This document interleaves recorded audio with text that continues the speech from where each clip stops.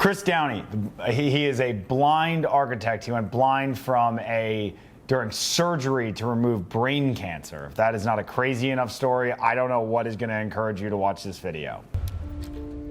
To walk through the city as an architect without sight, your mind is really active, picking up all sorts of really incredible environmental cues all around you.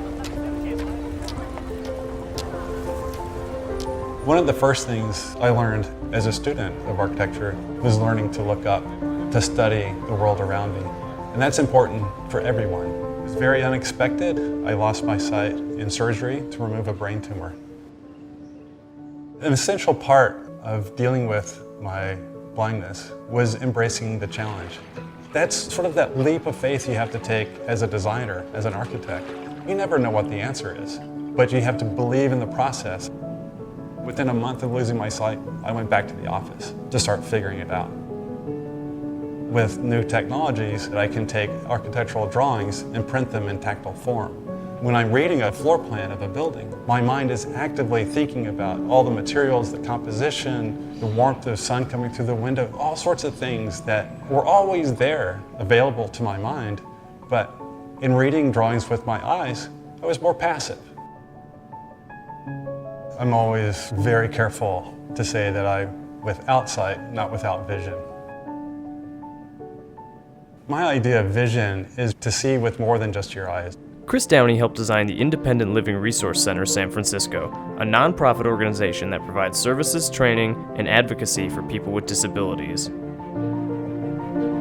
It's really accessible in a way that our consumers who are in wheelchairs or walkers or use canes, they can feel comfortable.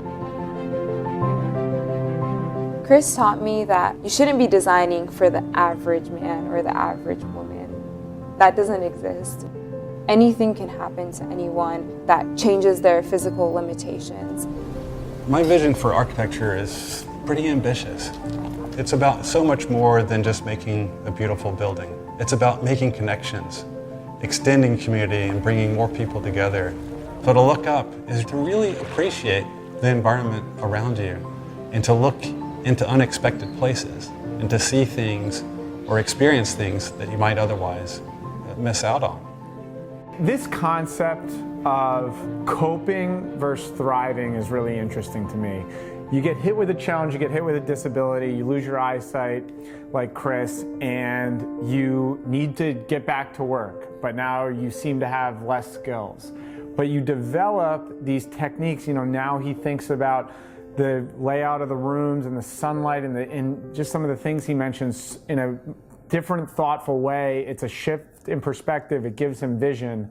I just think it's very interesting, this idea that maybe some of these challenges aren't just something to cope with, but they actually are a vehicle to thrive in your life. When he walks around New York, his mind is constantly working about what the environment he is in is like. And that is something that a lot of people have asked, especially growing up, do you gain superpowers when you can't see well?